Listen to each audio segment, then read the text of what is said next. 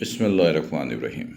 Students ये simple pendulum के topic के सिलसिले का दूसरा हिस्सा है। पहले सेगमेंट में हम लोगों ने ये प्रूफ किया था कि मोशन जो सिंपल पेंडुलम का है, ठीक है, वो सिंपल हार्मोनिक मोशन है। ठीक है, ये हम लोगों ने पहले सेगमेंट में प्रूफ किया था। स्टूडेंट्स अभी जो हम लोग प्रूफ करेंगे वो ये है कि सिंपल पेंडुलम का टाइम पीरियड का फॉर्मूला क्या होगा। अगर सिंपल पेंडुलम के लिए हम टाइम पीरियड का फॉर्मूला मालूम करना चाहें तो फॉर्मूला क्या होगा ये हम पता करेंगे। इसमें जैसा कि आपको मालूम है कि टाइम पीरियड होता क्या है कि एक वाइब्रेशन, ये सिंगल वाइब्रेशन, ये वन ऑक्सीलेशन, ये one rotation, this is one wave. Single vibration, single oscillation, single rotation और सिंगल वेव कंप्लीट करने में जो टाइम रिक्वायर्ड होता है उस टाइम को हम लोग कहते हैं टाइम पीरियड। राइट स्टूडेंट्स, तो टाइम पीरियड के लिए फिलहाल हम लोग फॉर्मूला ड्राइव करेंगे। तो टाइम पीरियड के लिए, टाइम पीरियड को याद रखिएगा कैपिटल टी से लिखा जाता है और इसके लिए हमने एक फॉर्मूला पढ़ा था, अगर आपको याद हो, एज वी नो दैट।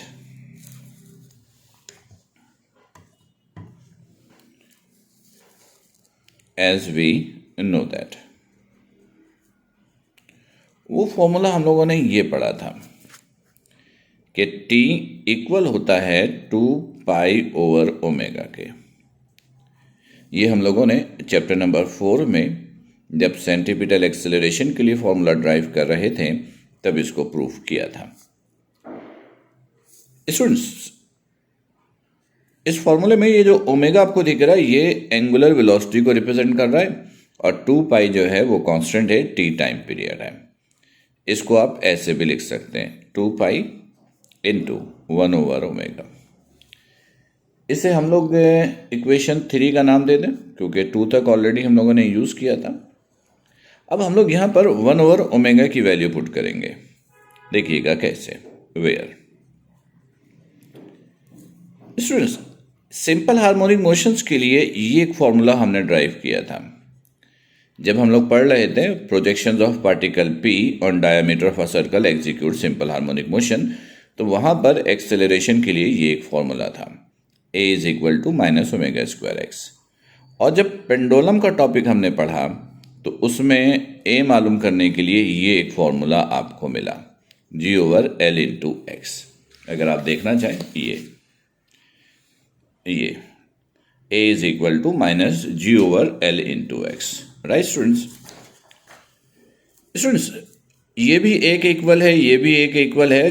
तो अगर मैं इन दोनों को कंपेयर कर लूं तो कंपैरिजन के बाद रिजल्ट ये होगा, माइनस ओमेगा स्क्वायर एक्स बराबर होगा माइनस जी ओवर एल इंटू एक्स।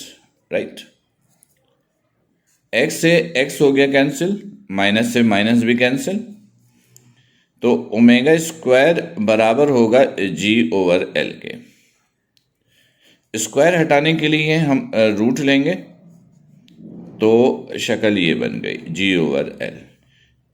इधर कुछ नहीं है तो 1 है, इसे इन्वर्स कर लीजिए तो 1 ओवर ओमेगा, तो ये भी इन्वर्स करना होगा, this is L over G. ये 1 ओवर ओमेगा की वैल्यू को इक्वेशन नंबर 3 में पुट कर दीजिए।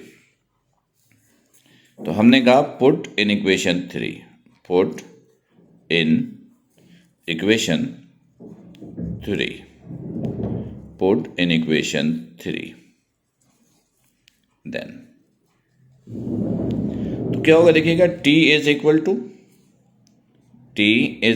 टू 2 पाई, ये 2 pi as it is, this is 2 pi, और 1 ओवर ओमेगा की जगह ये वैल्यू हमने सब्स्टिट्यूट कर दी। इसकी हार्ड कॉपी भी मैं अपलोड कर दूंगा ताकि आप आसानी से इसको समझ सकें। तो स्टूडेंट्स ये आ गया टाइम पीरियड मालूम करने का फॉर्मूला। राइट, ये पेंडुलम के टाइम पीरियड मालूम करने का फॉर्मूला है। स्टूडेंट तो इसी के साथ एक छोटा सा काम और कर लें। एक वर्ड इस्तेमाल करते हैं फ्रीक्वेंसी, जो कि टाइम पीरियड का इनवर्स होता है। टाइम पीरियड में हमने आपसे क्या कहा? अ सिंगल वाइब्रेशन और सिंगल रोटेशन या सिंगल वेव हो कंप्लीट होने में जितना टाइम कंज्यूम होता है वो कहलाता है टाइम पीरियड। आप इसको रिवर्स कीजिए। एक सेकंड में कितनी वाइब्रेशंस कंप्लीट हो रही हैं, एक सेकंड में कितनी रोटेशंस कंप्लीट हो रही हैं, इसको हम लोग कहेंगे फ्रीक्वेंसी। नंबर ऑफ वाइब्रेशन और rotations complete in 1 second is called frequency. Frequency को स्मॉल f से लिखेंगे और इसका यूनिट इस्तेमाल करेंगे हम लोग हर्ट्ज। फ्रीक्वेंसी और टाइम पीरियड ये दोनों एक दूसरे का इनवर्स होता है, तो आप लिख सकते हो ये जनरल फॉर्मूला है, जनरल रिलेशन है फ्रीक्वेंसी और टाइम पीरियड के दरमियान। ये t ये वैल्यू यहां पुट कर दीजिए, this is 2 pi root L over जी।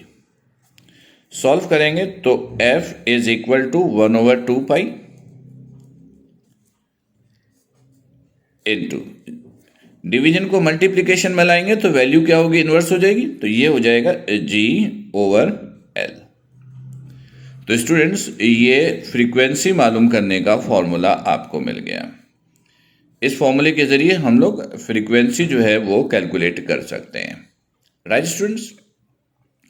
तो स्टूडेंट्स पेपर में जब ये क्वेश्चन आता है ना तो नॉर्मली सेक्शन सी में आता है। 7 मार्क्स के लिए क्वेश्चन हम पूछेंगे कराची बोर्ड एग्जाम्स में। हम आपसे कहेंगे prove that the motion of simple pendulum is simple harmonic motion. तो ये सारा काम आपको करना है, ये सारा काम करना है।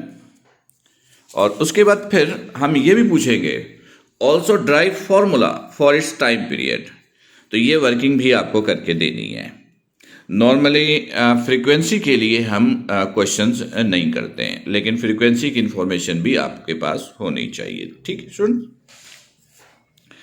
स्टूडेंट्स? एट द एंड एक छोटी सी इंफॉर्मेशन और डिस्कस कर लें, फिर हम लोग अगला सेगमेंट जो है वो न्यूमेरिकल पे करेंगे। स्टूडेंट्स एक वर्ड इस्तेमाल करते हैं second pendulum. Second pendulum students, second pendulum हम लोग ऐसे पेंडुलम को कहते हैं जिसका टाइम पीरियड कितना हो? 2 सेकेंड। ये न्यूमेरिकल करने में इसका इस्तेमाल करेंगे।